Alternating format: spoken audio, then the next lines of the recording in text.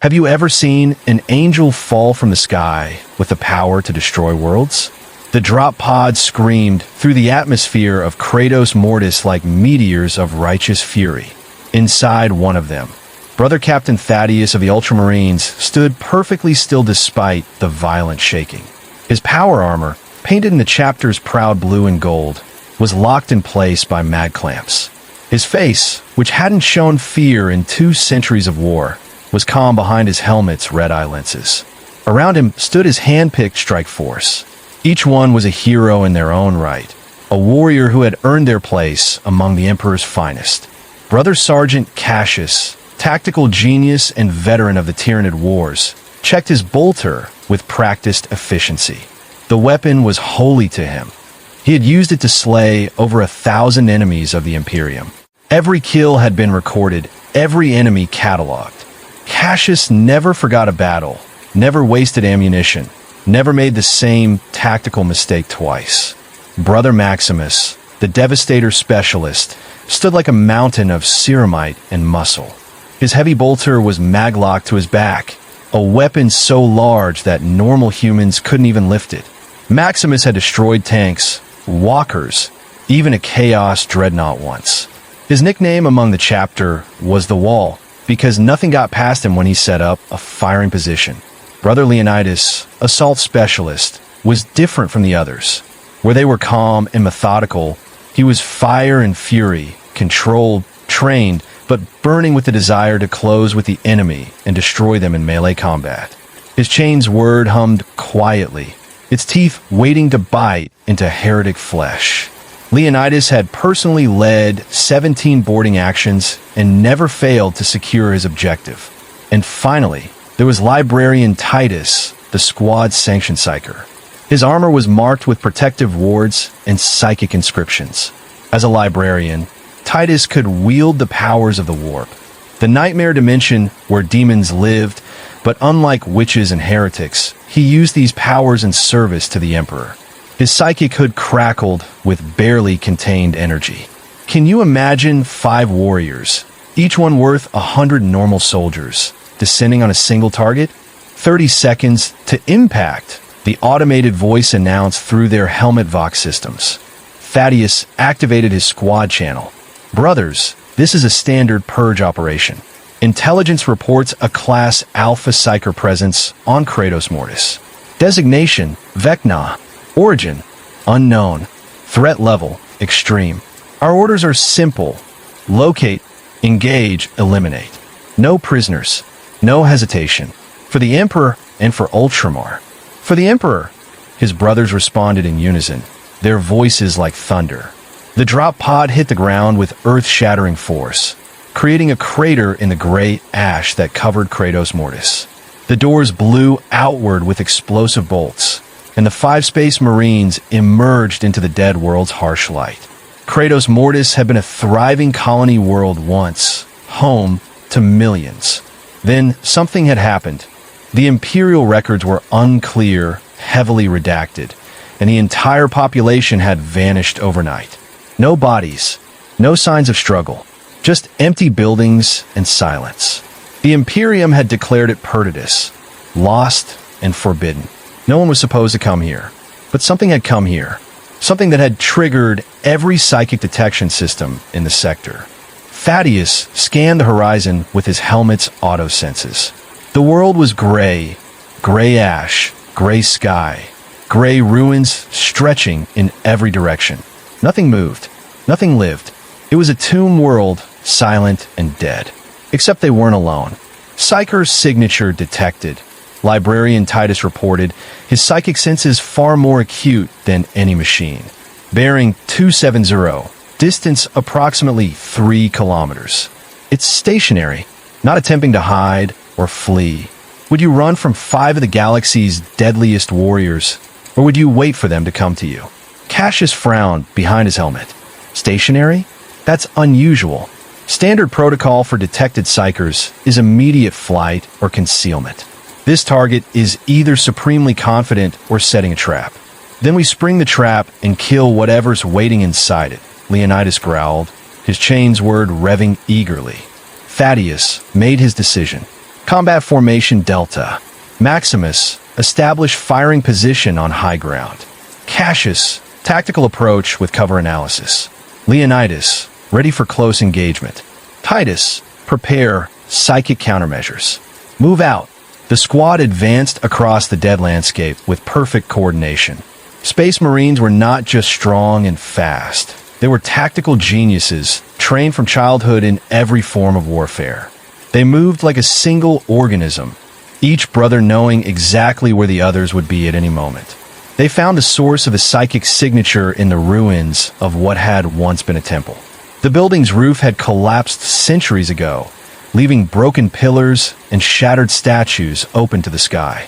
In the center of this ruin, sitting calmly on a piece of fallen stonework, was their target. Vecna. He looked wrong. Not wrong like a demon, radiating chaos corruption. Not wrong like a Xenos, biologically different from humanity. Just wrong. He was humanoid, but clearly undead. A skeleton wrapped in tattered robes that seemed to be made of living shadow. One of his hands was nothing but bone, no flesh at all. One of his eyes glowed with an unnatural red light, while the other socket held what looked like a preserved human eye, somehow still alive after death. The psychic energy radiating from him was immense, powerful enough that even the non-psychers in the squad could feel it like pressure against their minds. Have you ever looked at something and known, instinctively, that it shouldn't exist? Thaddeus's tactical analysis was instantaneous. Unknown entity, humanoid form, psyker rating alpha or higher, threat level critical. Standard response protocol, immediate lethal force. Target acquired, he announced calmly. Fire at will. The Space Marines opened fire with devastating precision. Brother Cassius fired controlled 3-round bursts from his bolter. Each bolt was a self-propelled explosive round the size of a man's thumb, designed to punch through armor and detonate inside the target. At this range, against an unarmored target, it should have been instant annihilation. Brother Maximus unleashed his heavy bolter, a weapon that fired hundreds of explosive rounds per minute. The sound was deafening, a continuous roar like angry thunder. Where normal bolter fire could kill individuals, Maximus's heavy bolter could destroy entire squads. Librarian Titus extended his hand, and psychic lightning arced from his fingertips. The same power that demons used, but purified through faith and training, turned into a weapon against the Emperor's enemies. The combined firepower should have reduced Vecna to atoms, should have left nothing but a crater and scattered dust. Instead, the bolter rounds hit an invisible barrier 2 meters from Vecna and exploded harmlessly in midair. The psychic lightning struck the same barrier and dissipated like water hitting stone. The heavy bolter's sustained fire created a continuous wall of explosions, but when Maximus finally stopped to reload, Vecna was still sitting there, completely unharmed. He hadn't even moved, hadn't flinched, hadn't shown any sign that he'd been under attack. Void shields, Cassius suggested, try to explain what they'd just seen. No, Titus replied, his psychic senses analyzing the barrier. That's not technology. That's pure magical protection. I've never seen anything like it. Can you imagine shooting someone with enough firepower to destroy a tank and having them ignore it completely? Vecna finally stood, brushing imaginary dust from his robes with his skeletal hand. When he spoke, his voice was like grinding bones, dry and ancient, but perfectly clear. Impressive, he said, sounding genuinely pleased. Coordinated fire, proper spacing, immediate use of both physical and psychic weapons. You're well trained. But then, I expected nothing less from Adeptus Astartes. The Emperor's Angels of Death, humanity's finest warriors, genetically perfected super soldiers. You are magnificent weapons. He emphasized that last word, weapons. Thaddeus felt something strange. Not fear. Space Marines didn't feel fear, but unease. Enemies didn't usually compliment their attackers. They screamed, or threatened, or attacked back. They didn't sound like scholars observing an interesting specimen. Switch to armor-penetrating rounds, Thaddeus ordered. Leonidas, close assault. Titus, maximum psychic attack. Overwhelm his defenses. Brother Leonidas activated his jump pack and launched forward, chains word screaming. He covered the distance in seconds, bringing his weapon down in a strike that could cut through tank armor.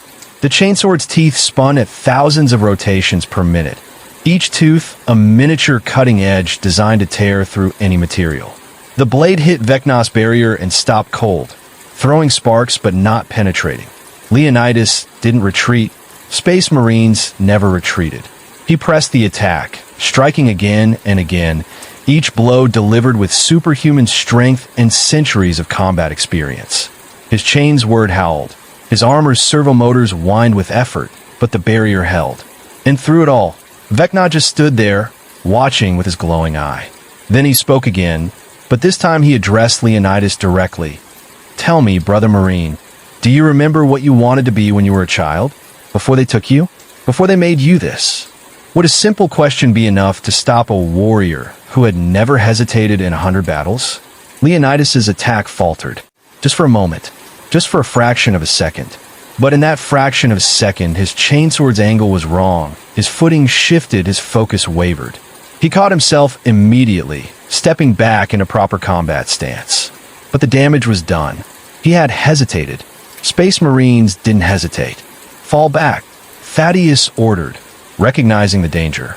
This wasn't a normal combat situation. The enemy wasn't fighting them. He was doing something else. Something worse. The squad retreated to a defensive position 50 meters away, regrouping behind cover. They had trained for every possible combat scenario. Demons, Xenos, heretics, traitor Space Marines. But none of their training covered an enemy who just stood there and asked questions. "What's wrong with me?" Leonidas asked quietly over the squad channel. His voice, normally confident and aggressive, now carried uncertainty. "I've never hesitated before. Never. Why did I?" "Combat stress," Cassius suggested, though he didn't sound convinced. "The target's psychic presence is affecting our combat performance." "No," Titus said grimly. "It's worse than that. He's not attacking our bodies or even our minds. He's attacking something deeper. He's making us remember things, feel things, things that were supposed to be erased during our transformation." Thaddeus's jaw tightened. Every Space Marine knew the truth about their creation, even if they never spoke of it. They had been human once. Children, usually between the ages of 10 and 14, selected for their physical and mental potential. Those children had been put through the transformation process, genetic enhancement, organ implantation, hypno-conditioning, psychological programming. The process turned boys into super soldiers, but erased most of who they had been before. It had to be that way. Space Marines couldn't afford attachments, couldn't afford to remember families or friends or the lives they might have lived. They had to be weapons, perfect and focused, dedicated entirely to the Emperor's service. But what if those memories weren't completely gone? What if they were just buried, waiting to be awakened? Have you ever forgotten something important, only to have it suddenly resurface at the worst possible moment? "We need to adjust tactics," Thaddeus said, forcing his mind back to the tactical situation. "This enemy uses psychological warfare. We counter by maintaining mental discipline. Recite the litany of steel. Focus on your training. Remember your oaths." His brothers began reciting the prayer, their voices joining in the familiar words. "I am the Emperor's will made manifest. I am the shield against the darkness. I am the sword that never breaks. I feel no fear, no doubt, no weakness. I am Adeptus Astartes." The words helped. Space Marines were trained in mental conditioning from childhood. They knew how to resist psychic attacks, how to maintain focus under impossible stress, how to function when ordinary humans would break. But as they prepared for another assault, Vecna called out to them from across the ruins. "Prayers won't help you, brothers. I'm not attacking your minds. I'm simply asking you to remember the truth. You were weapons, yes, magnificent ones, but you weren't always weapons. You were people once, children with families, dreams, and futures. And someone took all of that away from you and told you it was an honor." Brother Sergeant Cassius's aim wavered slightly as he lined up his shot, because deep in his mind, buried under 200 years of conditioning and service, a memory stirred. A woman's face, a warm smile, a voice saying, "I love you, Marcus." Cassius's name wasn't Marcus. His name was Cassius. It had always been Cassius, hadn't it? Have you ever had a memory so powerful that it made you question everything you thought you knew about yourself? The strike force retreated to their drop pod for tactical reassessment. Standard protocol when encountering an enemy that didn't fit known threat parameters. Inside the cramped interior, surrounded by weapons racks and ammunition stores, the 5 Space Marines stood in silence. Brother Sergeant Cassius was staring at his hands. His gauntlets, painted in ultramarines blue with gold trim, had killed thousands of enemies over 2 centuries of service. But right now, all he could think about was the name Vecna had awakened in his mind. Marcus, that wasn't his name. Couldn't be his name. He was Cassius, elevated to the rank of Brother Sergeant after distinguishing himself in the Battle of Mackridge. His record was flawless. His faith absolute. His service exemplary. So why did the name Marcus feel so familiar? Why could he suddenly remember things that shouldn't exist in his memory? A small house, the smell of cooking food, a woman's laugh, a childhood that ended when the Ultramarines recruitment teams came to his world. Report status. Captain Thaddeus commanded, breaking the silence. Brother Maximus spoke first, his voice a deep rumble. Heavy bolter fully functional. Ammunition at 87%. No equipment malfunctions. He paused. But I'm experiencing cognitive disruption. Unbidden memories surfacing during combat operations. Same, Brother Leonidas admitted, and there was something in his voice that Space Marines weren't supposed to have. Shame. During my assault, the target asked me a question about what I wanted to be before I became Astartes. For a moment, I remembered. A farm. Fields of grain. My father teaching me till he stopped abruptly. It doesn't matter. Those memories are irrelevant to my function as a warrior. Can you call something irrelevant when it's all you can think about? Librarian Titus was analyzing the psychic readings from their encounter. The entity designated Vecna is using a form of psychic manipulation I've never encountered. It's not chaos corruption. There's no taint of the ruinous powers. It's not Xeno's mind control. The signature is completely different from Eldar or Tyranid influence. It's something else entirely. He's not implanting false memories or controlling our thoughts. He's excavating, finding things that were already there and bringing them to the surface. Things that were supposed to stay buried, Cassius said quietly. The hypno-conditioning we underwent during transformation is designed to suppress pre-Astartes memories, make us forget our previous lives so we can fully embrace our new purpose. But if those memories aren't actually erased, just suppressed, then they can be recovered. Thaddeus finished grimly. He understood the tactical implications immediately. Space Marines were effective because they were single-minded. They didn't worry about families or former lives or what might have been. They focused entirely on their mission, their chapter, and their service to the Emperor. But if an enemy could make them remember what they'd lost, could make them question whether that loss was justified, it would be more devastating than any weapon. We need a new strategy, Thaddeus announced. Direct assault is ineffective against his shields. Psychological attacks are being used against us. Recommendation, orbital bombardment. We mark the coordinates, return to the battle barge, and eliminate the target from orbit. It was the smart choice, the safe choice. Remove themselves from the tactical situation, use overwhelming firepower from a distance, ensure mission completion with minimal risk. But Brother Cassius surprised everyone by saying, no. The word hung in the air like heresy. Thaddeus turned to face his sergeant. Explain. Would you defy your commanding officer to protect a memory you're not even sure is real? Cassius struggled to articulate what he was feeling. An entirely new experience for someone who had spent 2 centuries following orders without question. If we orbital strike, we'll never know. Never understand what he did to us or why it worked. And more importantly, he paused, choosing his words carefully. What if he's not wrong? What if the memories he's awakening are real? Don't we deserve to know the truth about what we were before the chapter claimed us? We were nothing before the chapter, Leonidas said automatically, repeating the conditioning. We are everything after. Our past lives are irrelevant. Are they? Cassius challenged. Or is that just what we've been programmed to believe? The temperature in the drop pod seemed to drop. Space Marines didn't use words like programmed. They used words like trained, conditioned, prepared. Programming was for servitors and machines, not for the Emperor's angels. Librarian Titus stepped between them before the confrontation could escalate. Brothers, we're allowing the enemy to divide us. This is exactly what he wants, to make us doubt ourselves, question our purpose, fight among ourselves. We must maintain unity. Unity built on lies? Cassius asked, and there was pain in his voice now. I remember her face, Titus, my mother. I remember the day they took me. I was 10 years old. I cried. I begged them not to take me from my family. And they told me I should be honored, that I was chosen for a great purpose. But they never asked me if I wanted that purpose. They just took me. Can you defend a system that takes children and turns them into soldiers without their consent? Thaddeus felt his own certainty wavering. He had his own buried memories now, awakened by Vecna's questions. A boy named Marcus. No, that was Cassius's memory. His own name had been what? He couldn't quite grasp it.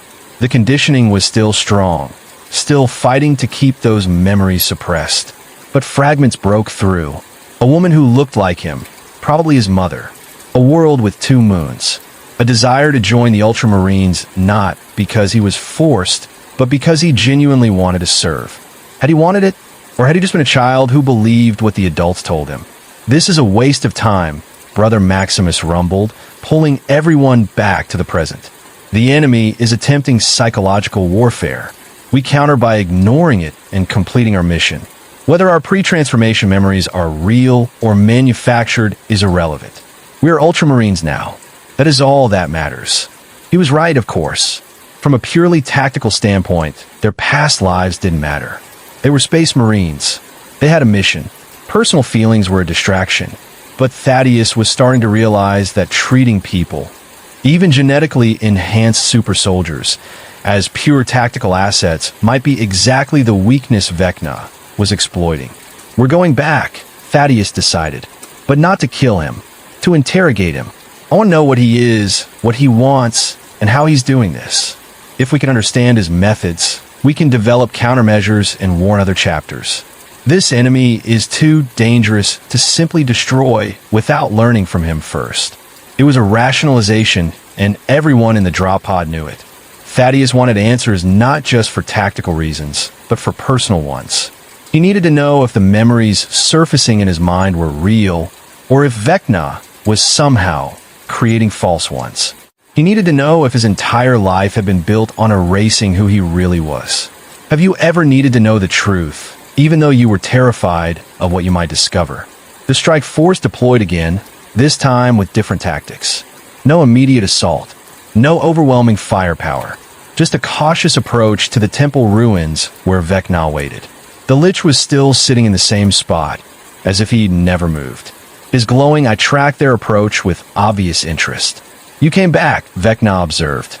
Interesting. I expected you to either orbital strike my position or request reinforcements. Instead, you've chosen a third option, conversation. I'm pleased. I prefer dialogue to violence. We're not here to talk, Thaddeus said coldly. We're here to interrogate. What are you? Where did you come from?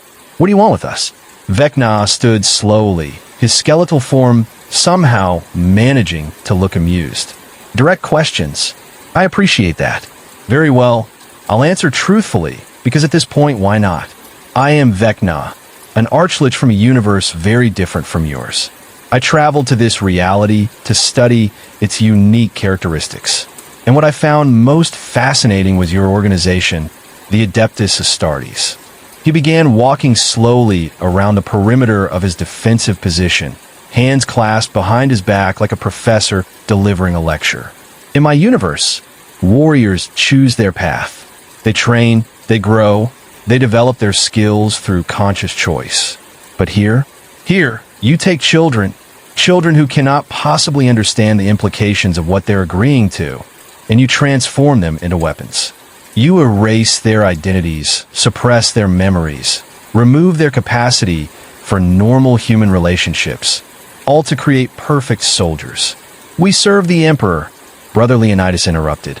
We protect humanity from threats that would destroy it. That service requires sacrifice. Does it? Vecna asked mildly. Or does it require that you be incapable of questioning whether that service is truly necessary? Or if you're simply following orders because you've been programmed to never ask why? Can you defend a choice you were never actually given? Brother Cassius stepped forward, his bolter lowered. You said you'd answer questions. Then answer this. Are the memories you're awakening real? Did I really have a mother who loved me? Was my name really Marcus before it was Cassius? Vecna's expression, difficult to read on a skeletal face, seemed to soften slightly. Yes, Brother Sergeant, the memories are real. I'm not creating them. I'm simply removing the psychic barriers your hypno-conditioning installed to suppress them. Everything you're remembering actually happened. You were Marcus Aurelius of Macridge, son of Helena and Tiberius. Your mother cried for 3 days after the recruitment teams took you. Your father never spoke your name again because it hurt too much. You had a younger sister who asked every day when you'd come home, not understanding that you never would. Cassius's hands were shaking. Space Marines' hands didn't shake. Their genetic enhancements and training made them steady in any situation. But Cassius's gauntlets trembled as the full weight of what he'd lost crashed into him. Why are you doing this? He demanded, his voice breaking. What do you gain from causing US pain? I'm not trying to cause you pain, Vecna replied, and he sounded sincere. I'm trying to teach you something important. You call yourselves the Emperor's angels, but angels choose to serve their God. You were never given a choice. You were children, taken and transformed, your consent assumed rather than requested. The Imperium tells you this is noble, that you should be grateful for the honor. But I ask you to consider, is it really an honor if you weren't allowed to refuse it? Would you still serve a cause if you discovered you were forced into it rather than choosing it freely? Librarian Titus had been silent throughout this exchange, but now he spoke, his psychic senses analyzing every word. You're trying to turn us against the Imperium. Make us question our service. This is heresy. Is it heresy to ask questions? Vecna countered. Is it heresy to remember your own past? Is it heresy to wonder if there might have been another way? A way that didn't require erasing who you were? He paused. I'm not trying to corrupt you with chaos. I'm not offering you power or forbidden knowledge. I'm simply asking you to think for yourselves. And the fact that you consider that heretical tells you everything you need to know about the system you serve. The silence that followed was deafening. Finally, Brother Maximus spoke, his deep voice carrying the weight of painful realization. You want to know what I remember? My first mission as a full battle brother. There was a rebellion on an agri-world. Farmers refusing to meet their imperial tithe because of a drought. We were sent to restore order. I killed 43 people that day. Men, women, children who got in the way. I told myself it was necessary, that they were traitors who endangered the Imperium's food supply. But now I remember their faces, and I wonder, were they really traitors? Or were they just hungry people trying to survive? Can you live with yourself when you remember all the things you did without questioning whether they were right? This is psychological warfare, Captain Thaddeus said, trying to restore order. The enemy is exploiting our recovered memories to make us doubt our service. We must resist. Remember our training. Remember our oaths. I remember my oaths, Cassius said quietly, but I also remember what I lost to take them. And I'm starting to wonder if that was a fair trade. Vecna watched the Space Marines with genuine interest, like a scientist observing an experiment reaching its critical phase. You're at a crossroads now, brothers. You can reject what you've learned, submit to reconditioning, and go back to being perfect weapons. Or you can accept the truth that you are people who were turned into tools, and that maybe, just maybe, you deserve to decide for yourselves what you want to be. He raised his skeletal hand in a gesture that might have been a benediction or a farewell.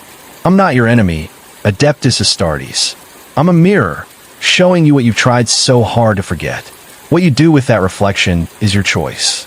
And for the first time in 200 years, the 5 Space Marines of the Ultramarines stood paralyzed not by fear or injury, but by the simple, terrible freedom of having to make a choice. A real choice. Not programmed. Not conditioned. Just there's... Have you ever wanted something to be simple, only to discover that nothing is ever as simple as you hoped?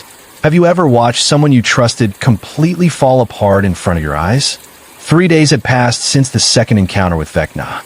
The strike force had established a defensive perimeter 2 kilometers from the temple ruins, using their drop pod as a temporary base. Standard protocol said they should have requested reinforcements or orbital support by now. But Captain Thaddeus kept delaying, citing the need for additional reconnaissance and tactical assessment. The truth was simpler and more frightening. He didn't know what to do.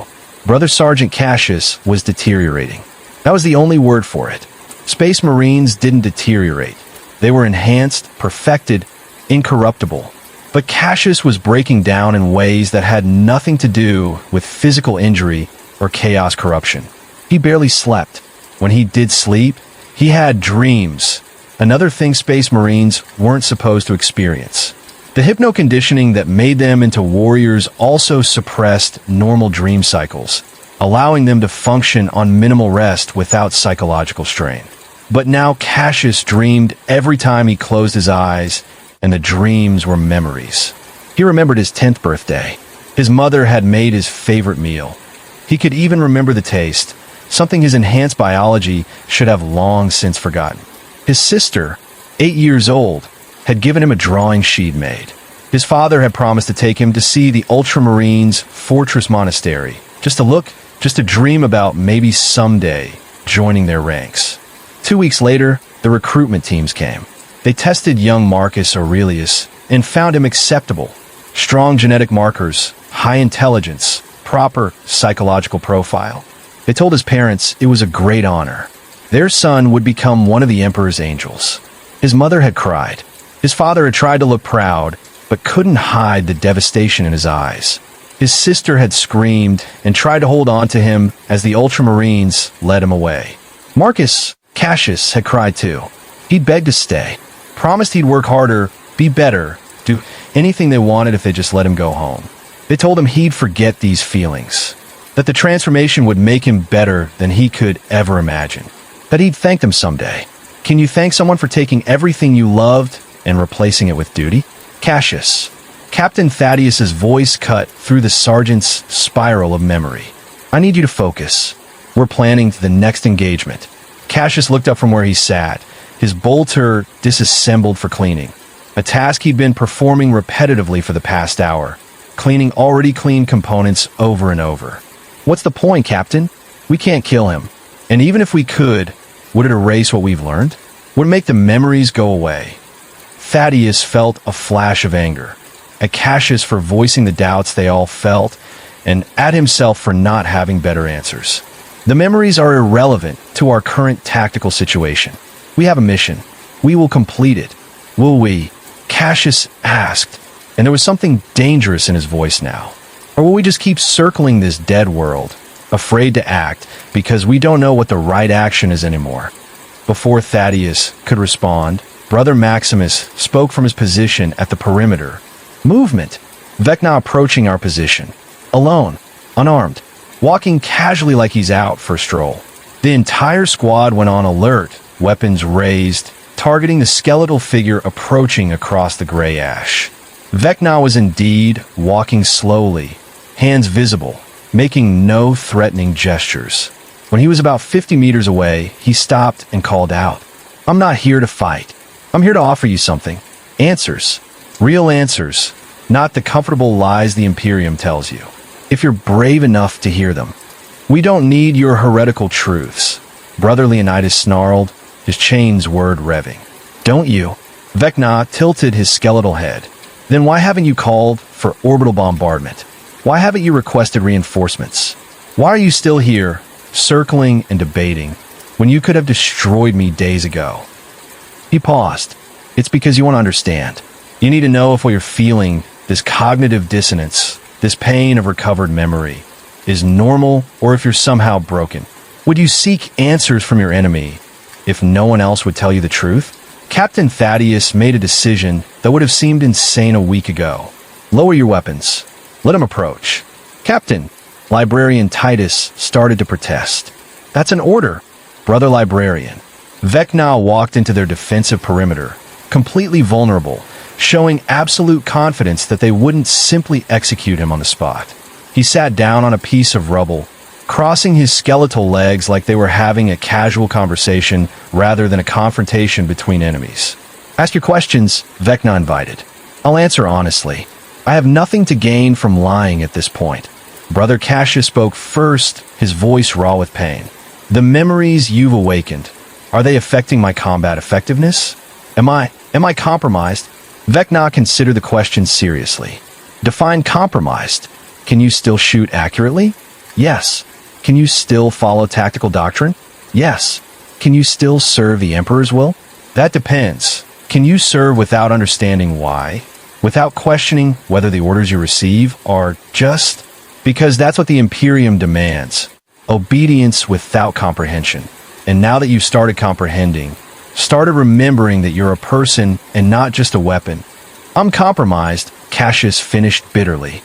In the Imperium's eyes, a space marine who questions is a space marine who's failed. Perhaps, Vecna agreed. But I would argue that a warrior who serves by choice is worth 10 who serve by programming. The Imperium doesn't trust you. It trusts the conditioning. Remove that conditioning, and what's left? Men with extraordinary abilities and terrible responsibilities, trying to figure out what they actually believe. Can you be a good soldier if you're also trying to be a good person? Brother Leonidas suddenly stood, pacing like a caged animal. I don't want this. I don't want to remember. I don't want to question.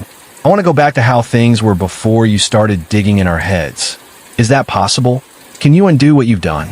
I could, Vecna admitted. With the right psychic manipulation, I could suppress those memories again, restore your conditioning, make you forget this conversation ever happened. But I won't. Why not? Leonidas demanded, his hand moving toward his chain word. Because you deserve better than to be a weapon that doesn't know it's a weapon. The Imperium took children and erased their identities to create you. I'm simply giving you back what was stolen. What you do with that knowledge is your choice. Maybe the first real choice you've ever made. Librarian Titus had been analyzing Vecna with his psychic senses throughout this entire exchange. Now he spoke, his voice troubled. You're not corrupted by chaos. Your psychic signature is entirely different from warp-based powers. You're using something else. Something that shouldn't exist in this universe. Correct, Vecna confirmed. I'm from another reality.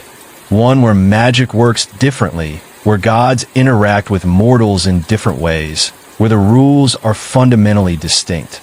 I came here to study your universe, and I found the Warhammer 40K galaxy absolutely fascinating in its brutality and efficiency. But what caught my attention most was you, Space Marines. The ultimate weapons, created by erasing the humanity of children. He gestured at them with his bone hand.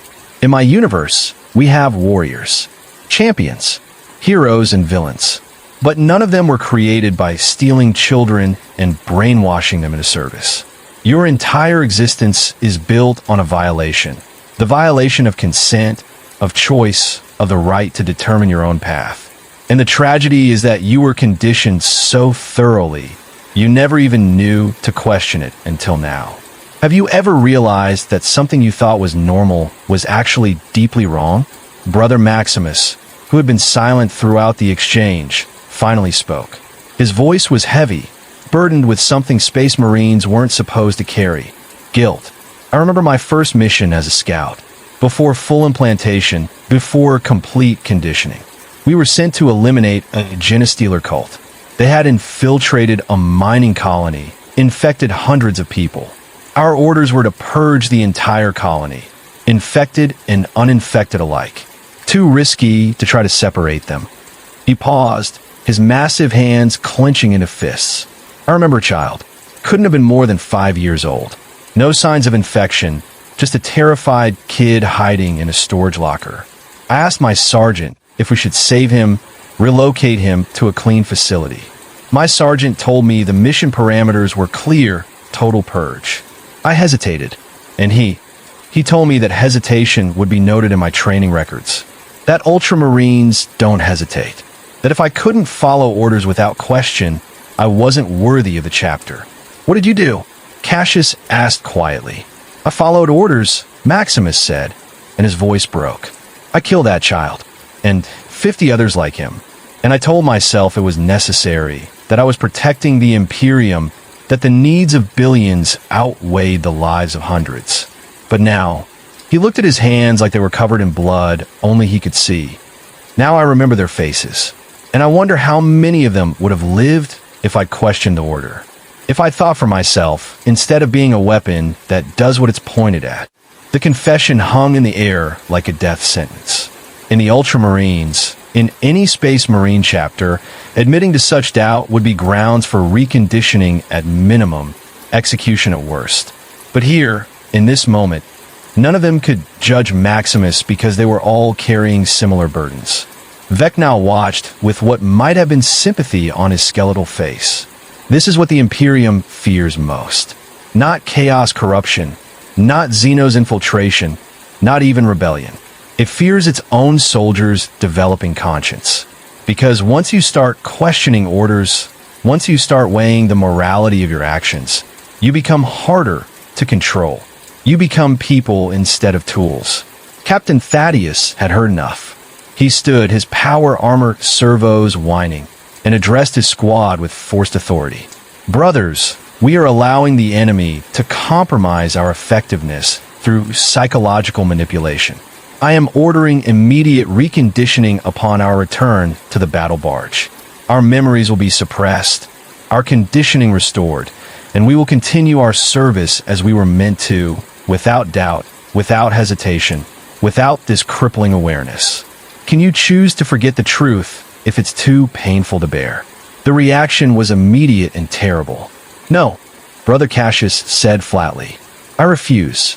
The silence that followed was absolute. In 200 years of service, Cassius had never refused a direct order from his captain. None of them had. Refusal was unthinkable. It was the first step toward treachery, toward the betrayal that had nearly destroyed the Imperium 10,000 years ago during the Horus Heresy. Thaddeus's hand moved to his bolt pistol. "Brother Sergeant Cassius, that is a direct order. You will comply, or you will be considered in dereliction of duty." "Then I'm in dereliction of duty," Cassius replied, and there was steel in his voice now. Not the programmed steel of conditioning, but the genuine steel of the man who had made a decision and would stand by it. "Because I will not let you erase what I've learned. I will not forget my mother's face again. I will not become a weapon that doesn't know it's a weapon. If that makes me a traitor, then I'm a traitor. But at least I'll be a traitor who knows what he's fighting for instead of a loyal servant who doesn't know what he's lost."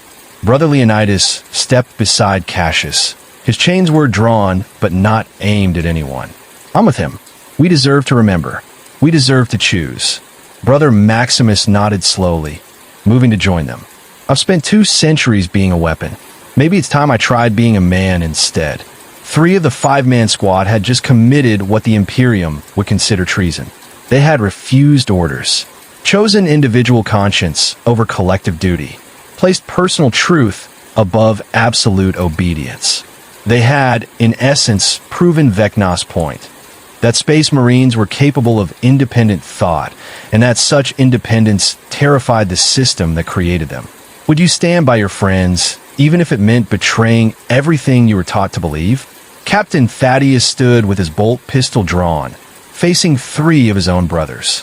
Beside him, Librarian Titus maintained his position, loyal but clearly troubled. The squad was fractured, divided between obedience and autonomy. Vecna remained seated, watching with the intense interest of a scholar witnessing a pivotal moment in history. "This is the choice, Captain Thaddeus. You can execute your brothers for refusing reconditioning, maintaining discipline through force. Or you can acknowledge that they have the right to decide for themselves what happens to their own minds. But choose quickly, because the longer you hesitate, the more you prove that you're struggling with the same question they are. Are you a man, or are you a weapon?" Thaddeus's hand trembled, the first time in 2 centuries that his aim had wavered. Because Vecna was right. He was hesitating. and hesitation meant he was already questioning, already doubting, already becoming something the Imperium couldn't fully trust. He was becoming human again, and the Imperium had no use for human space marines. Have you ever had to choose between loyalty to the system that made you and loyalty to the people you've become? Captain Thaddeus lowered his bolt pistol. The movement was slow, deliberate, and for the three brothers who had defied his orders, it felt like a reprieve from execution. But Thaddeus wasn't lowering his weapon in surrender. He was lowering it because he had made a different decision. "Stand down, all of you," he commanded, his voice carrying the weight of 2 centuries of authority. "We are not going to resolve this through fratricide. We are ultramarines. We find solutions, not excuses for failure." Brother Cassius relaxed slightly, though his hand remained near his bolter. "Captain, Silence. Thaddeus interrupted, not harshly but firmly. "You've had your say. Now I will have mine." He turned to face Vecna, who was still sitting calmly on the rubble, watching the drama unfold. You claim you came here to study us, to understand how we function. You've torn open wounds we didn't know we had, awakened memories that were suppressed for good reason. What's your endgame? What do you actually want?" Vecna stood slowly, his skeletal form somehow managing to convey thoughtfulness. "An excellent question, Captain. What do I want? Honestly, I want you to understand what you are. Not what the Imperium tells you that you are, not what your conditioning programmed you to believe, but the truth, painful and complicated as it might be." "And what truth is that?" Thaddeus demanded. "That you are victims," Vecna said simply. "Extraordinarily powerful, genetically perfected, incredibly effective victims, but victims nonetheless. You were children who had your identities stolen, your futures erased, your capacity for normal human experience removed, all to serve a system that sees you as expendable tools. The Imperium loves what you do for it, but it doesn't love you.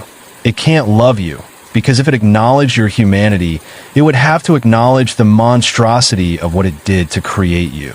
Can you serve a system that sees you as a resource rather than a person?"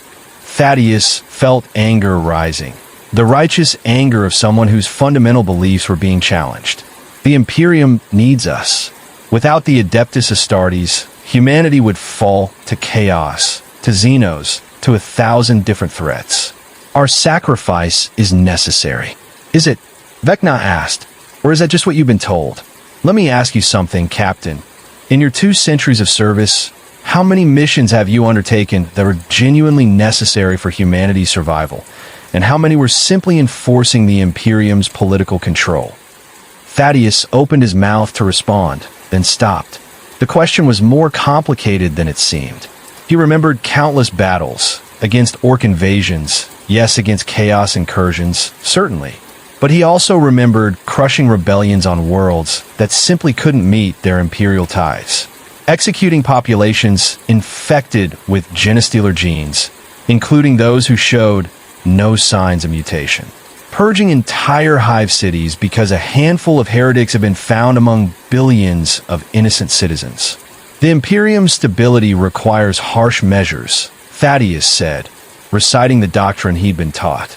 "Individual suffering is acceptable if it preserves the whole, even when the whole is a rotting, corrupt system that sacrifices billions to maintain the power of a corpse god who can't even speak." Vecna challenged. Librarian Titus stepped forward, his psychic hood crackling with energy. "You blaspheme against the God Emperor. Your words are heresy of the highest order." "Are they?" Vecna turned his glowing eye to the librarian. "Tell me, Brother Librarian, you wield psychic powers, yes? The same type of powers that the Imperium executes untrained psychers for possessing. What makes you different from the witches you burn? Is it your training? Your control? Or is it simply that the Imperium finds you useful, so it gives you permission to live while others with the same gifts are destroyed? Would you defend a double standard if you were on the beneficial side of it?" Titus's face hardened. "I serve the Emperor. My powers are sanctioned, controlled, used only for the protection of humanity. Untrained psychers are dangerous, prone to demonic possession, capable of opening warp rifts that could doom entire worlds." Samar Vecna agreed. But not all. How many children with psychic gifts has the Imperium executed out of fear? Children who might have been trained, controlled, made safe, if the system wasn't built on terror rather than education. He gestured to the librarian. You were lucky. You manifested your powers at the right time, in the right place, under the right circumstances. Others weren't so fortunate. They were burned or soul-bound to the Emperor or fed to the Astronomican to keep it lit. Same gift, different fate. And you defend that system. Titus had no response, because the uncomfortable truth was that Vecna was right. The Imperium's treatment of psychers was arbitrary and brutal, driven more by fear and superstition than by actual necessity. Captain Thaddeus could see his squad fragmenting further. Cassius, Maximus, and Leonidas were openly siding with their recovered memories over their conditioning. Titus was wavering, his certainty shaken by Vecna's questions. And Thaddeus himself, he needed answers. Real answers. Not the comfortable lies he'd been telling himself for 2 centuries. I want to make a deal, Thaddeus announced suddenly. Vecna, you claim you're here to educate, not to corrupt. Prove it. Show me the truth, all of it. Everything you claim the Imperium has hidden from us. If your truth is as powerful as you say, it will stand on its own merits. But I do this alone. My brothers remain here, guarded by Librarian Titus. If this is a trick, if you attempt to corrupt me, Titus will detect it and the squad will destroy you. Vecna's skeletal face somehow managed to look impressed. A reasonable proposition. You're willing to risk yourself to verify the truth. That takes courage, real courage, not the programmed fearlessness of conditioning. I accept. Come with me, Captain Thaddeus. Let me show you what you've forgotten. Have you ever volunteered to see something you knew would change you forever? Brother Cassius grabbed Thaddeus's arm. Captain, this could be a trap. Psychological warfare designed to turn you against us, against the chapter. Thaddeus met his sergeant's eyes. If I return corrupted, you have my permission to execute me. But I need to know, Cassius. I need to understand if what we're feeling is real or if we're being manipulated. The only way to know for certain is to face it directly. He turned to Librarian Titus. Brother Librarian, monitor me psychically. If you detect any chaos taint, any demonic influence, anything that suggests genuine corruption rather than simple awareness, you will alert the squad immediately. Titus nodded grimly. Understood, Captain. May the Emperor protect you. May he protect us all. Thaddeus replied, though for the first time in his life, the ritual blessing felt hollow. Vecna led Thaddeus away from the squad, deeper into the temple ruins. As they walked, the Lich spoke conversationally, like a guide showing a tourist through a museum. What I'm about to show you isn't an illusion or a trick. It's necromantic magic, a power that exists outside the warp, outside chaos, outside the rules of your universe. I can reach into the dead spaces of your mind, the memories that were suppressed but not destroyed, and bring them back to full consciousness. It will be uncomfortable. I've endured worse, Thaddeus said, though he wasn't certain that was true. They reached a chamber deep in the ruins, its walls covered in ancient carvings that predated human settlement on this world. Vecna gestured for Thaddeus to sit. Before we begin, I want you to understand something, Vecna said seriously. Once you see these memories in full clarity, you cannot unsee them. Reconditioning might suppress them again, but you'll always know they're there, buried just beneath the surface. This knowledge will change you. Are you certain you want to proceed? Thaddeus thought about his squad, torn between duty and self-awareness, suffering because they'd glimpsed a truth they couldn't fully comprehend. He thought about 2 centuries of unquestioning service, of missions executed without hesitation, of a faith so absolute it had never needed to be tested. And he realized that faith untested wasn't really faith at all. It was just programming. Show me, Thaddeus commanded. Can you handle seeing yourself as you really are, not as you were taught to be? Vecna raised his skeletal hand, and necromantic energy flowed from his fingertips. Not the corrupting power of chaos, but something older, colder, more fundamental. The energy touched Thaddeus's forehead, and suddenly he was falling backward through time. His name hadn't always been Thaddeus. It had been Alaric. Alaric Ventress of Mackridge, son of a mid-level Imperial administrator and a schoolteacher. He saw himself at age 9, sitting in a classroom, fascinated by stories of the Ultramarines who protected their world. He wanted to join them someday, wanted to be a hero like the warriors in the stories. The memory shifted. Age 10, the recruitment teams came to his school, testing all the boys for genetic compatibility. When they told Alaric's parents he'd been selected, his mother collapsed in tears.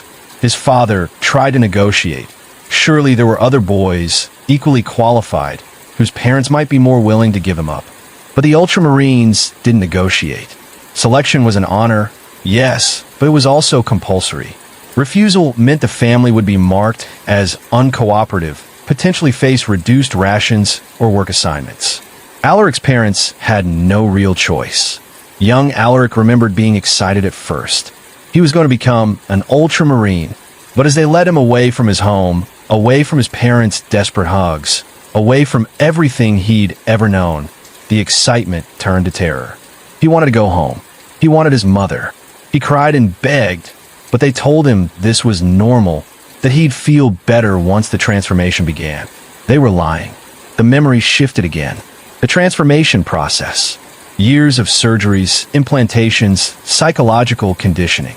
They gave him new organs, a second heart, enhanced lungs, organs that could neutralize poison or allow him to eat almost anything. They made his bones nearly unbreakable, his muscles superhumanly strong, his reflexes impossibly fast. But they also did something else. They used hypnoconditioning to suppress his memories of being Alaric Ventress. They implanted new memories, artificial ones, of always having wanted to serve, always having been dedicated to the chapter.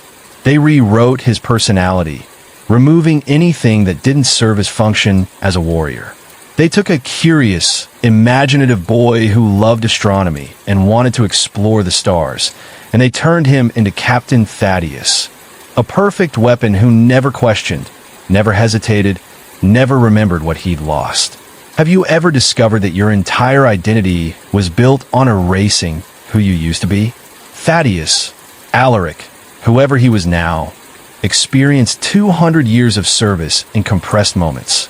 He saw every battle, every mission, every order he'd followed without question. And now, with the full context of his suppressed memories, he saw them differently. The rebellion on Tertius Minor that he'd crushed. The rebels had been protesting the Imperium's decision to conscript 80% of their young men for the Imperial Guard, leaving their farms understaffed and their people starving. Were they really traitors, or just desperate people trying to survive? The Genestealer Purge on Caldera 7. Yes, there had been infected individuals, but the Inquisition had ordered the entire hive spire destroyed, killing millions of uninfected citizens just to be certain. Was that really necessary, or was it just easier than trying to separate the innocent from the guilty?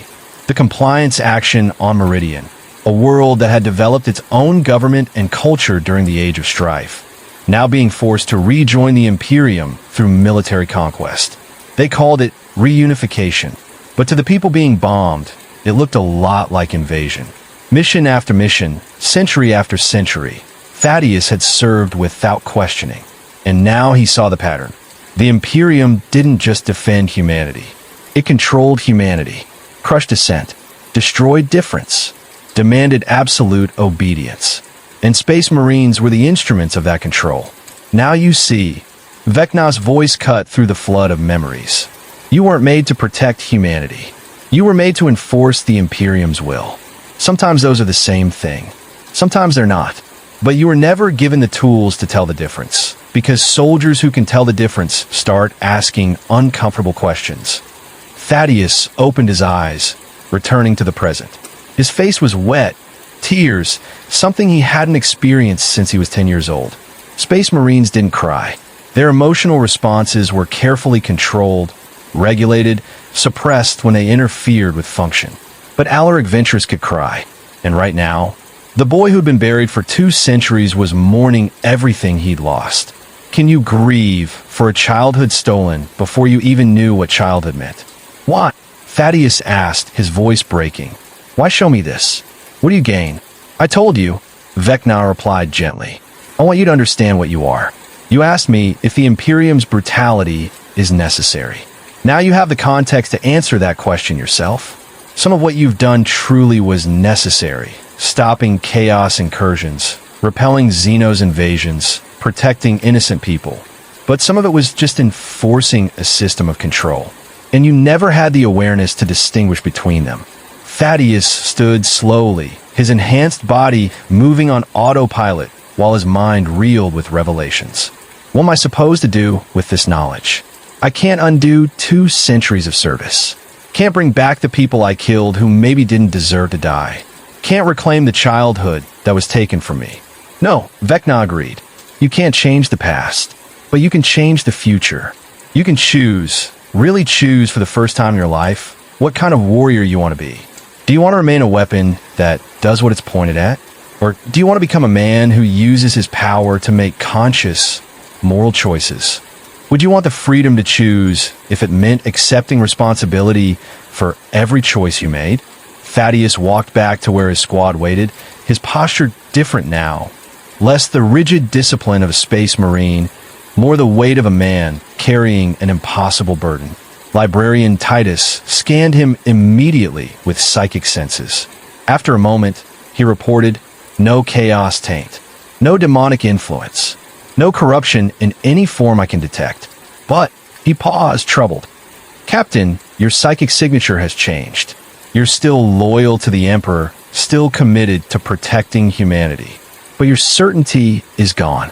You're uncertain, questioning, aware. Yes, Thaddeus confirmed. I am. He looked at his brothers, Cassius, Maximus, Leonidas, Titus, and saw them with new eyes. Not just as squad members or tactical assets, but as people.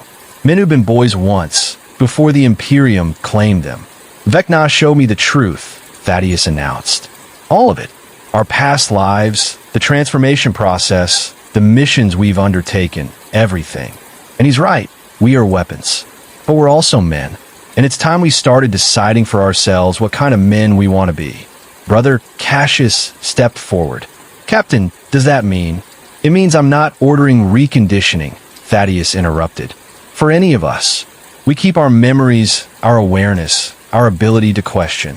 And we decide, together, what we do next. For the first time in the history of their squad, Captain Thaddeus had made a decision based not on doctrine, not on orders, not on conditioning, but on choice. And that changed everything. Have you ever had to choose between being the perfect soldier or being a good person? The 5 Space Marines stood in a circle in the gray wasteland of Kratos Mortis, their blue and gold armor dulled by ash and dust. For the first time in their existence as Adeptus Astartes, they were having a conversation that the Imperium would consider heresy. They were questioning what they would do next. Not what they were ordered to do, what they would choose to do. We can't go back, Brother Cassius said quietly. Not like this. The moment we return to the chapter, they'll know something's wrong. The chaplains will interrogate us. The librarians will scan our minds. They'll detect our awareness. And they'll recondition us. Erase everything we've learned. Make us into weapons again. Then we don't go back, Brother Leonidas suggested, his hand resting on his chain's word out of habit. We could leave, find a world on the edge of Imperial space, somewhere the Imperium doesn't reach. Live as men instead of weapons. Desertion, Librarian Titus said flatly. You're describing desertion. We would be hunted by our own brothers, branded traitors, executed if captured. And what would happen to the people we're supposed to protect? We have a duty. Do we? Brother Maximus rumbled. Or do we have a duty programmed into us before we were old enough to understand what duty meant? Can you call it duty when you never had a choice? The question hung in the air, unanswered and unanswerable. Captain Thaddeus had been silent through this exchange, wrestling with his own impossible dilemma. He understood both sides because he felt both sides warring in his mind. The conditioning that made him Captain Thaddeus demanded absolute loyalty, unquestioning service, dedication to the Emperor and the Imperium above all else. But the memories of Alaric Ventress, the boy he'd been, demanded something different. the right to choose his own path, to serve causes he believed in rather than causes he'd been programmed to accept. Can you be loyal to an ideal when you've discovered the ideal was built on lies? Vecna had been watching from a distance, giving them space for this critical conversation. Now he approached slowly, his skeletal form somehow managing to convey respect for the gravity of what they were experiencing. "You're at the crossroads," Vecna observed. "The moment every thinking being eventually faces. Who am I? And what do I stand for?" The Imperium tried to make that question irrelevant for you by programming the answer before you could ask. But now you're asking, and you have to answer for yourselves. "What would you have us do?" Thaddeus asked, genuinely curious. "You've torn down our certainties, shown us the truth about our creation. What comes next in your grand experiment?" Vecna tilted his head thoughtfully. "This isn't an experiment, Captain. Or if it is, you're not the test subjects, you're the researchers. I wanted to see if Space Marines could think for themselves when given the chance. You've proven they can. What you do with that capability is entirely up to you." He gestured at the 5 warriors with his bone hand. "You have options. You could request reconditioning, go back to being perfect weapons, forget this conversation ever happened. You could desert, abandon the Imperium, and try to build new lives somewhere beyond its reach. You could continue serving, but with awareness, trying to be moral weapons instead of mindless ones. Or," he paused, "or you could do something I don't think anyone's tried before." "What's that?" Cassius asked. "You could go back and tell the truth," Vecna said simply. "Report to your chapter what happened here. Tell them that you've recovered your pre-transformation memories, that you're questioning the system, that you want to serve but as conscious agents rather than programmed tools. See if the Ultramarines, the most reasonable and principled of all Space Marine chapters, can accept warriors who think for themselves. Would you risk execution to tell the truth, even knowing it might not change anything?" The suggestion was so audacious, so impossibly naive, that for a moment no one responded. Then Brother Leonidas laughed. A genuine laugh. Not the harsh bark of combat humor, but actual amusement. "You want us to walk back to our chapter master and say, 'Brother Captain reporting, sir. We've been psychologically compromised by a heretic who made us remember we used to be human children. Request permission to continue serving while maintaining independent thought.' They'd execute us on the spot. Or worse, mind wipe us and turn us into servitors." "Perhaps," Vecna agreed. "Or perhaps they'd surprise you. The Ultramarines pride themselves on reason, on following the Codex Astartes not through blind obedience, but through understanding its tactical wisdom. What if you gave them a chance to prove that their principles are stronger than their programming?" Thaddeus considered it. The idea was terrifying, suicidal even. But it was also honest. And after 2 centuries of serving without questioning, maybe honesty was worth the risk. "There's another option," Librarian Titus interjected. "We could eliminate Vecna as originally ordered, then request voluntary reconditioning. Tell our superiors we were exposed to psychic manipulation but remained loyal, and we want to ensure no lasting contamination. They'd see it as proper protocol. We'd be heroes who resisted corruption, and everything we've learned would be erased," Cassius said quietly. "We'd forget our mothers' faces again. Forget the children we killed. Forget that we used to be people with choices. Is that really what you want, Titus?" The librarian was silent for a long moment. Finally, he said, "I don't know what I want. For 200 years, I've known exactly what I wanted. To serve the Emperor, protect humanity, use my psychic gifts for the greater good. But now I don't know if I chose those things, or if they were chosen for me. And not knowing, it's terrifying. Can you live with uncertainty after a lifetime of absolute conviction?" Brother Maximus spoke next, his deep voice carrying the weight of painful decision. "I've made my choice. I'm not getting reconditioned. I'm not forgetting what I've done, good and bad. I'm not going back to being a weapon that doesn't know it's a weapon." He looked at Captain Thaddeus. "If that means I can't serve in the chapter anymore, so be it. I'll find another way to protect people. But I'll do it as Maximus, not as some programmed killing machine." Brother Leonidas nodded slowly. "Same. I'd rather die as a man who chose his path than live as a weapon following programming. 3 of the 5 had made their decision. They would not accept reconditioning. They would keep their awareness, their memories, their ability to choose, even if it cost them everything. Thaddeus looked at Librarian Titus. Brother Librarian, what's your choice? Titus's face was anguished. I need time. This is too much. Too fast. I need to meditate, consult the Emperor's Tarot, seek guidance from authorities who will tell you what to think instead of letting you decide for yourself. Vecna interrupted gently. That's the trap, Librarian. You've spent your entire life seeking guidance from external sources, the chapter, the codex, the Emperor. But this decision can only come from within. Who are you? What do you believe? Not what were you taught to believe, but what do you actually think is right? Titus closed his eyes, his psychic hood crackling with energy as he wrestled with the question. When he opened them again, there were tears on his face, another thing Space Marines weren't supposed to experience. I believe. He started, his voice shaking. I believe the Imperium is corrupt, brutal, and built on suffering. I believe we do terrible things in the Emperor's name that he might not actually want. I believe I've used my psychic gifts to kill people who probably didn't deserve to die. But I also believe that without the Imperium, without Space Marines, humanity would fall to chaos and Xenos. We're a necessary evil, and I'd rather be a conscious, moral evil that tries to minimize harm than a mindless one that destroys everything it's pointed at. It was the most honest statement any of them had made. Not a declaration of rebellion against the Imperium, but an acknowledgement of its flaws combined with a commitment to serve anyway. Not blindly, but with eyes open. Have you ever committed to something imperfect because the alternative was worse? Captain Thaddeus made his decision. We're going back. All of us. We report to Chapter Master Calgar and tell him the truth. That we encountered an entity capable of restoring our pre-transformation memories. That we're now aware of our conditioning. But that we remain loyal to the Emperor and committed to protecting humanity. We request permission to serve with awareness instead of programming. They'll never accept it, Leonidas predicted. Maybe not, Thaddeus agreed.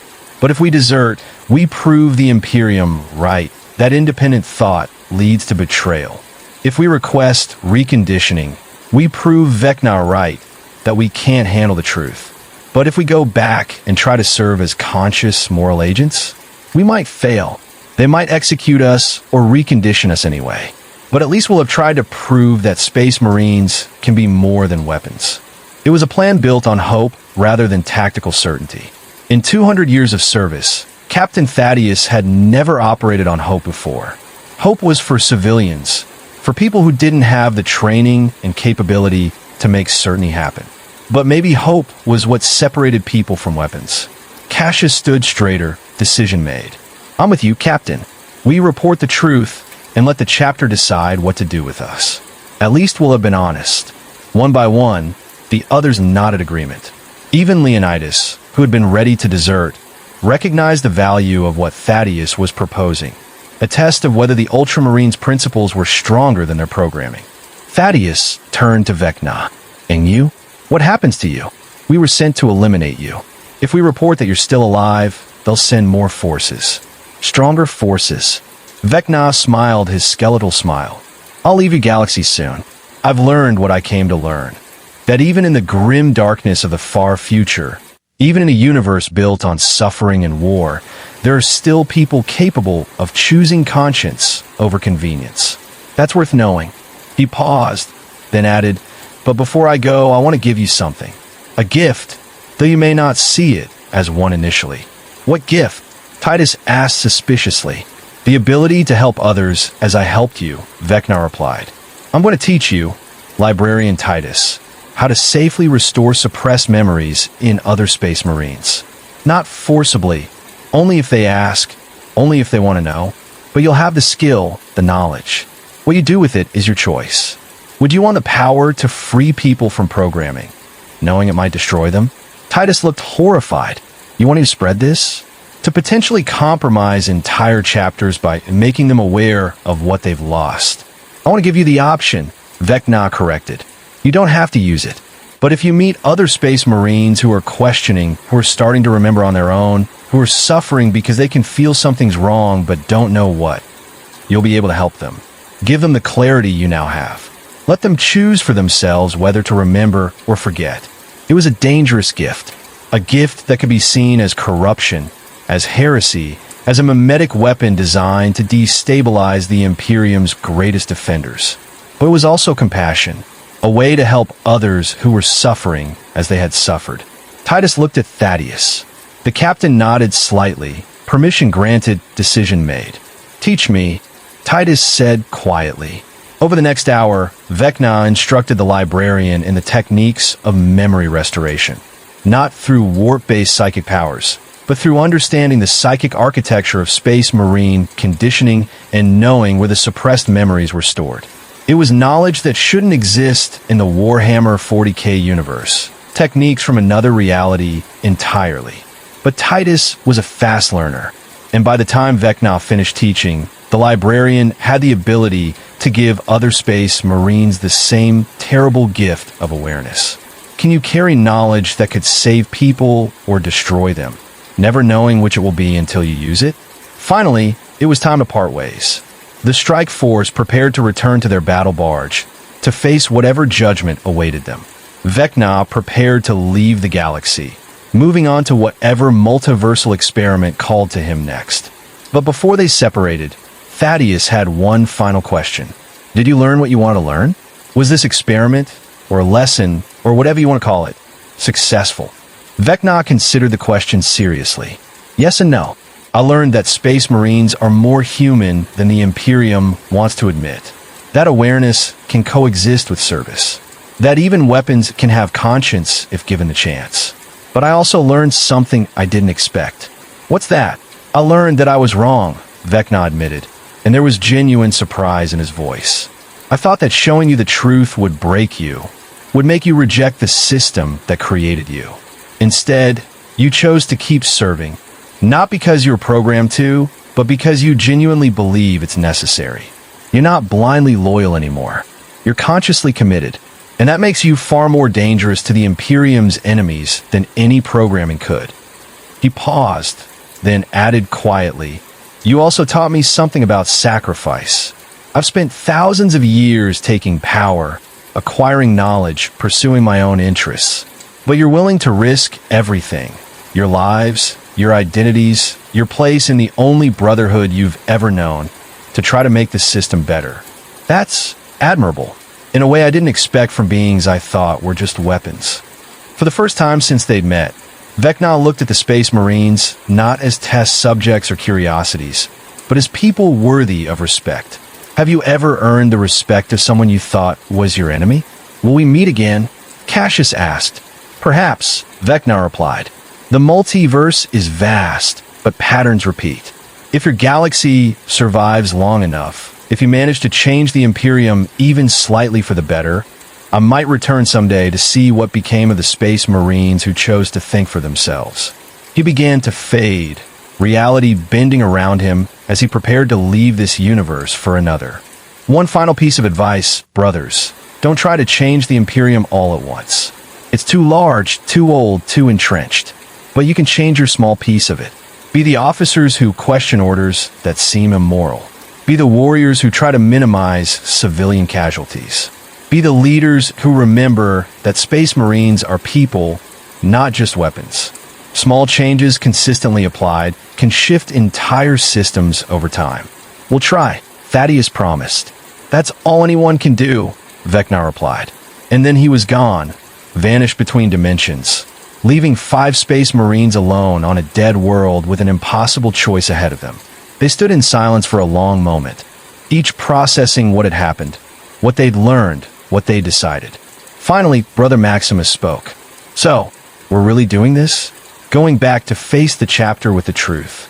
We are, Thaddeus confirmed. They might execute us. They might. Or recondition us. Possibly. Or declare us tainted and send us on a penitence crusade we're not expected to survive. That's also an option. Maximus nodded slowly. Good. I'd rather die as a man who chose his path than live forever as a weapon following programming. Let's go. Can you face certain judgment with dignity when you know you're doing the right thing? They boarded their drop pod and launched back to orbit, back to the battle barge that waited above Kratos Mortis, back to the Ultramarines chapter that would decide their fate. As they traveled through the void, Captain Thaddeus composed his report. He wrote honestly, completely, leaving nothing out. The encounter with Vecna, the restoration of their memories, their crisis of faith, their decision to serve with awareness rather than programming. He ended the report with a simple statement. We remain loyal to the Emperor and committed to protecting humanity. But we request permission to serve as conscious agents capable of moral judgment rather than as weapons that do what they're pointed at. We believe we can be better Space Marines by being allowed to be better men. It was a revolutionary statement, a challenge to 10,000 years of doctrine, a request that might get them all killed.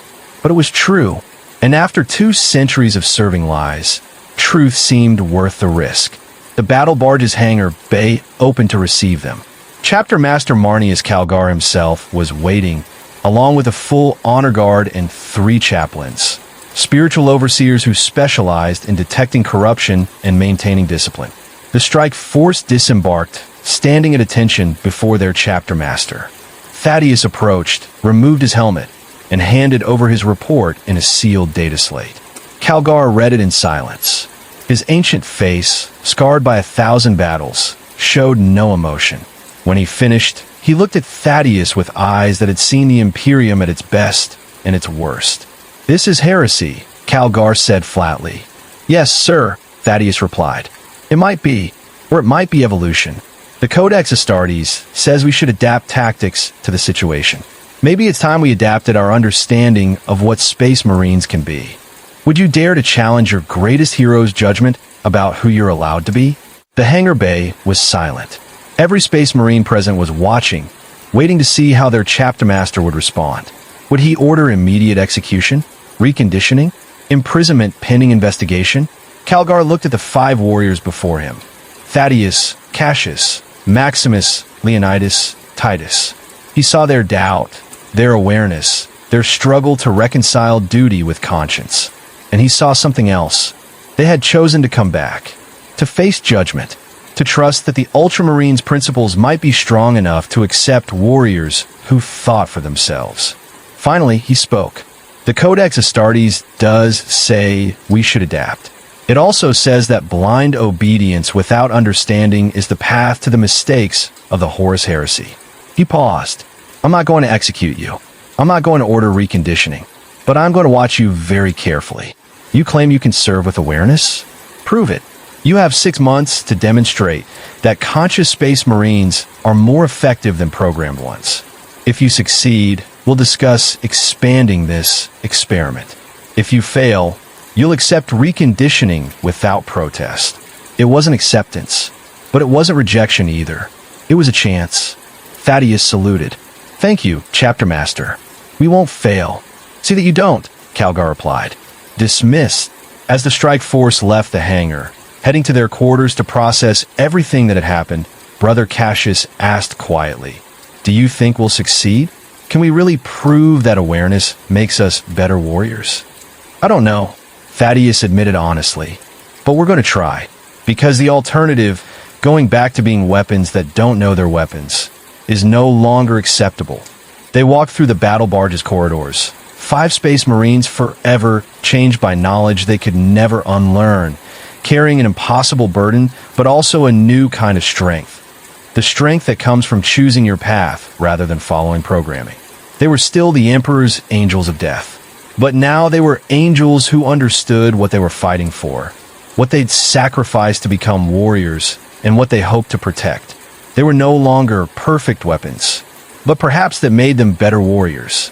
And in the grim darkness of the far future, where there was only war, maybe that was the closest thing to victory anyone could hope for.